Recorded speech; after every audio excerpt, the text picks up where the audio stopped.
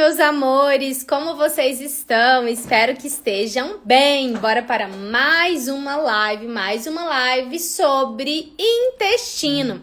E hoje eu vou te contar qual a melhor dieta para um intestino inflamado. Lógico que é para desinflamar esse intestino, né, meus amores? Então, bora lá. Hoje é segunda-feira, dia 25/11. Para quem curte astrologia, hoje está começando Mercúrio retrógrado, né? E aí a comunicação tende a ficar um pouquinho mais difícil, os transportes, os eletrônicos podem aí estragar. Então, fiquem atentas, porque às vezes as coisas começam a acontecer e a gente acha que o problema é a gente. Na verdade, o problema é o céu, tá? Então, Mercúrio retrógrado até muitas vezes ele traz exes do passado, ele traz aí alguém do passado pode surgir, pode reaparecer, tá? Bom, então vamos falar sobre a dieta que você vai fazer para desinflamar o seu intestino. A primeira coisa que a gente vai pensar em uma dieta para o intestino inflamado, né, para pessoa que quer desinflamar o intestino, é de reduzir drasticamente todo tipo de alimento embalado, tá? Não embalado, tipo o ovo que é embalado, o ovinho ele tem um ingrediente embalado, mas são alimentos que tem uma lista muito grande de ingredientes, então alimentos ultraprocessados na verdade, tá? Então, como Rapidez, que eu sei que vocês usam, alimentos como bolachinhas, como salgadinhos, como embutidos, são alimentos que a gente vai reduzir drasticamente quando a gente pensa em desinflamar o intestino. Então, se você tá aí, você não sabe por onde começar, você vai começar reduzindo esses alimentos ultraprocessados, que são alimentos que têm uma lista muito grande de ingredientes, normalmente mais do que 4 ingredientes, a gente já vai considerar como um alimento ultraprocessado, tá? Aqueles alimentos como arroz, feijão, aveia, que tem, são alimentos, né, minimamente processados, na verdade, porque eles só foram colhidos e embalados, tá? Então, gente, o que acontece? Primeira coisa, quando a gente pensa em desinflamar o intestino, é reduzir esses alimentos ultraprocessados, tá? Segundo ponto, você vai incluir proteínas de boa qualidade. Isso é bem importante, porque tem gente que come presunto, mortadela, achando que tá consumindo proteína e, na verdade, não está, tá? Então, o que são proteínas de boa qualidade? Principalmente ovos, frango, peixe, em últimos lugares, carne vermelha e de porco, tá? Bovina e suína. Tofu é uma excelente fonte de proteína também, é uma excelente fonte de proteína vegetal. E então, assim, são alimentos ricos em proteínas de boa qualidade, tá? E, Gabi, eu posso utilizar o whey como fonte de proteína? Depende, a maioria das pessoas não tolera muito bem o whey, tá? Então, eu sugiro sempre utilizar proteínas de colágeno. A gente tem várias marcas excelentes no mercado, né? Então, são alimentos interessantes aí pra você incluir na sua rotina. E lembrar, gente, que a proteína você tem que colocar em todas as refeições, alguma fonte de proteína, tá? Então, por exemplo, os ovos no café da manhã, ou frango, ou tofu, no almoço, uma dessas 3 opções, aí no lanche da tarde você pode utilizar uma proteína de colágeno e na hora do jantar você repetir o almoço, tá? Mas a gente tem que colocar proteínas de boa qualidade em todas as refeições, certo? Beleza. E preparar essas proteínas preferencialmente cozidas, assadas, evitar de fazê-las grelhadas, deixá-las queimadas, porque isso também aumenta a produção de AIDs, que são produtos de glicação avançada, que são altamente inflamatórios, tá? Bom, dito isso, primeira coisa, então, é incluir proteínas de boa qualidade. Segundo ponto, para uma dieta para o intestino inflamado, para a gente desinflamar ele, são os vegetais, né, gente? Então, comer vegetais aí pelo menos de 300 a 500 gramas por dia. Se você tiver o intestino mais preso, focar em consumir ali pelo menos 500 gramas por dia, né? E sempre vegetais variados, tente colocar ali 3 cores no seu prato de vegetais, de 2 a 4 cores, na verdade, sempre colocando um vegetal verde escuro, porque vegetal verde escuro é bom para absolutamente quase tudo. Então, tudo que eu vou estudar, independente ali como fala? Do objetivo específico ali do tratamento de alguma doença, os vegetais verdes escuros, eles sempre estão, tá? Vegetais verdes escuros, eles são ricos em ferro, e os vegetais que são mais amargos, eles auxiliam bastante no processo de detoxificação, tá? Então, ele é bem legal, ele vai ajudar o seu fígado a fazer a limpeza do seu organismo, certo? Bom, então, acrescentar vegetais ali de 300 a 500 gramas por dia.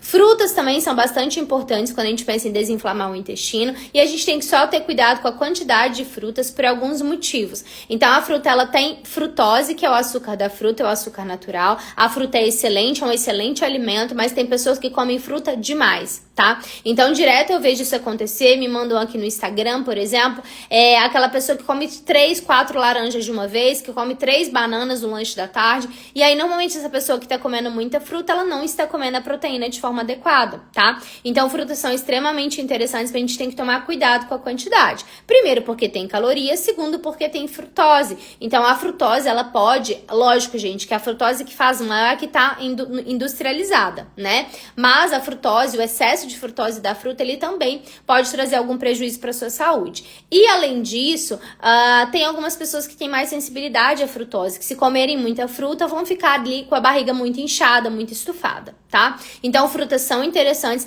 mas sempre combinar frutas com mais alta carga glicêmica com frutas com baixa carga glicêmica. Então, por exemplo, no seu café da manhã você coloca ali um morango, um kiwi, um abacate, que tem pouquíssimo carboidrato. No lanche da tarde você coloca ali uma banana e à noite você coloca uma laranja. Então, você colocou 3 frutas com quantidade de carboidrato diferentes, tá? Então, elas são bem legais também. E aí, outra coisa que é bem legal pro intestino, e aí só que a gente vai falar disso com ressalva, são os grãos, né?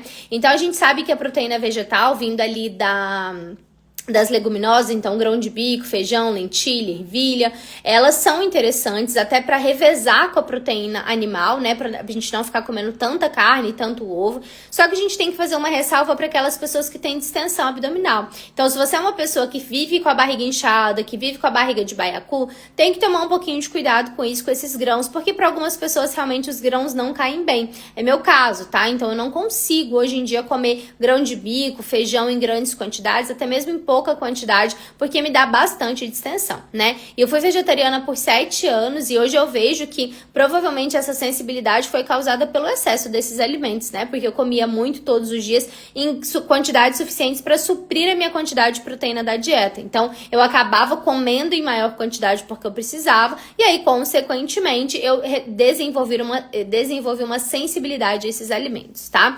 Então, grãos são interessantes, principalmente pra gente colocar à noite como proteína da noite, né? Porque aí a digestão vai ser melhor, você não vai comer carne, que é aquele alimento que vai deixar o seu corpo mais pesado, uma digestão mais difícil. Porém, a gente tem que ver pra quem, né? Então, pra algumas pessoas isso pode ser ruim, né? E aí, a gente tem que entender quem é você nessa fila do grão. Se você tem distensão abdominal, talvez não é interessante pra você, tá?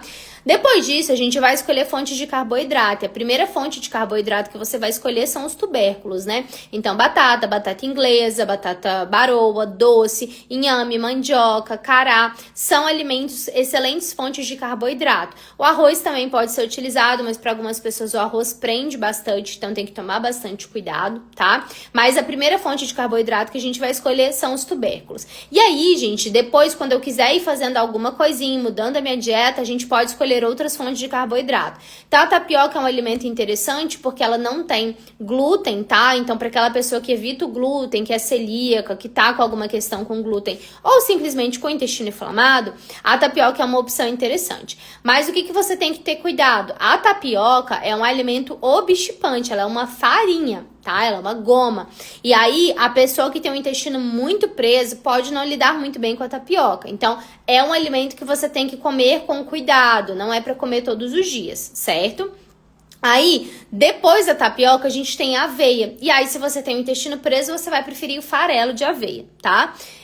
Se você tem o intestino mais solto, você vai preferir a farinha de aveia. Então, a aveia pode até ser substituída, a tapioca pode ser substituída pela aveia, por quê? A aveia, ela não vai prender seu intestino, enquanto a tapioca vai, tá? Então, aí, é interessante que a gente utilize a aveia para panquequinhas, para comer com fruta, para colocar na vitamina e tal, mas também sempre com cuidado, gente, lembrar que ela é uma fonte de carboidrato, certo? Bom, e a aveia, a gente tem a opção também de consumir ela sem glúten, né? Na verdade, a aveia ela não tem glúten naturalmente, ela não é um alimento que contém glúten. O que tem glúten é centeio, cevada e trigo, mas como a aveia ela é processada no mesmo maquinário que se processa esse tipo de alimento, ela acaba contendo glúten por contaminação, tá? Então, ela não é um alimento que tem glúten, mas se você tem sensibilidade não celíaca, se você tem doença celíaca, alguma intolerância, alguma alergia ao glúten, você vai preferir a aveia sem glúten, tá? Então tenha cuidado com isso, que é algo que realmente para algumas pessoas vai fazer bastante diferença. Tem pessoas que comem aveia comum e não tem nada, e tem pessoas que têm algum tipo de desconforto, tá? A gente tem que lembrar também que a aveia tem prolina, que é um aminoácido. Então a prolina, para algumas pessoas, ela é um aminoácido de difícil digestão. Então a gente tem que tomar um pouquinho de cuidado com isso também, tá? Bom, e aí, outra coisa, né? Além do que eu falei de tirar os ultraprocessados, de reduzir esses ultraprocessados, se você tá com o intestino inflamado, é reduzir também açúcar, farinha de trigo e todos aqueles alimentos que tenham muito corante, muito conservante, emulsificante. Por quê, gente? Esses alimentos, principalmente aí os adoçantes, os corantes e os emulsificantes, eles são o que a gente chama de disruptores de microbiota, ou seja, eles interrompem aquele trabalho que a sua microbiota está fazendo. Eles não conseguem ser digeridos e metabolizados corretamente pela microbiota intestinal e, consequentemente, eles vão causar ali algum problema naquele intestino. Então, a gente tem que ficar bastante atenta com isso, porque muitas vezes você acha que está consumindo algo que é saudável, às vezes comprou até um produto intitulado Fit, mas na verdade ele vai fazer mal para o seu intestino e ele vai continuar inflamado, tá? Então, quando a gente pensa em intestino, existe um mundo à parte para a gente entender, né? Que a gente tem que entender antes de sair aí fazendo qualquer dieta, qualquer protocolo e tal. A gente tem que entender que o intestino, ele é muito individual, né? É algo que a gente tem que olhar com bastante cuidado e tem que ser mais chatinha mesmo para definir algumas coisas realmente, tá? Então, uma dieta com pouco açúcar, pouca farinha de trigo, adoçantes, conservantes, é uma dieta que naturalmente vai ser melhor para o intestino inflamado, que quer se tornar um intestino desinflamado, tá? Bom, então é isso que eu tinha para falar para vocês na live de hoje. Vamos recapitular aqui. Primeira coisa, para melhorar o intestino que está inflamado, incluir proteínas de boa qualidade, então ovos, carne branca, tofu e em menor quantidade carne bovina e suína. Segundo, vegetais, consumir vegetais de 300 a 500 gramas por dia. Frutas, consumir frutas todos os dias de 2 a 3 tipos, variando a carga glicêmica das frutas, né? Então colocando frutas com mais e menos frutose ao longo do seu dia. Consumir grãos, mas com um cuidado de ver se você tolera esses grãos, se você não tem distensão abdominal, tá? E incluir de fontes de carboidrato prioritariamente os tubérculos, né? Como batata, inhame, cará, mandioca. E como segunda opção, a tapioca, a aveia. O cuscuz é um alimento interessante também, porém prefiro o cuscuz não transgênico. E por fim, retirar ou reduzir drasticamente açúcar, farinha, alimentos que tenham adoçante, corante, conservante e também bebida alcoólica, tá? Nenhuma bebida alcoólica é saudável, nem mesmo aquele vinho, aquela tacinha de vinho, tá? Então tomem bastante cuidado com isso. O intestino inflamado não é saudável, o intestino inflamado vai inflamar o seu corpo inteiro, tá? Então tomem bastante cuidado com isso, fiquem atentas e até a próxima live. Qualquer coisa deixa aqui nos comentários pra mim ou me manda um direct. Um beijo e até quarta-feira.